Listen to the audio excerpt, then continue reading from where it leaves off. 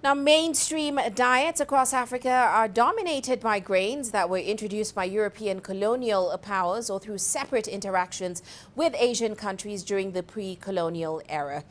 But as Wilkista Nyabona reports, more traditional grains are now making a comeback. The International Food Policy Research Institute has found that cereals account for about half of the average daily caloric intake in Africa. Maize, wheat and rice are particularly important cereals as they are widely consumed by households across Africa. However, there are other milled grains that remain at the heart of African cuisines across the continent. Most people think of rice as an exclusively Asian crop, but West African farmers cultivate a native species.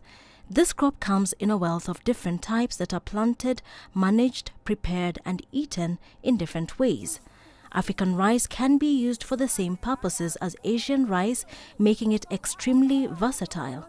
One of the most nutritious cereals, finger millet, is rich in methionine, an amino acid critically lacking in the diets of hundreds of millions of the world's poor. It is a versatile grain that can be used in different types of food, including porridge, bread, beverages, and fodder.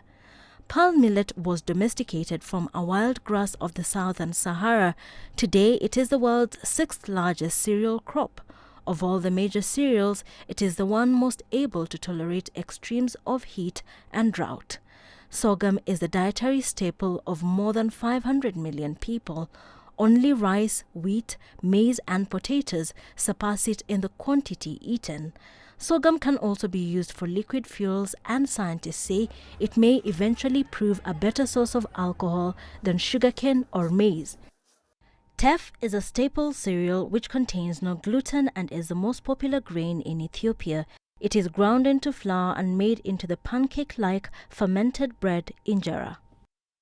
A West African crop, fonio is grown mainly on small farms for home consumption. It is grown on soils that are considered too infertile for pearl millet, sorghum or other cereals.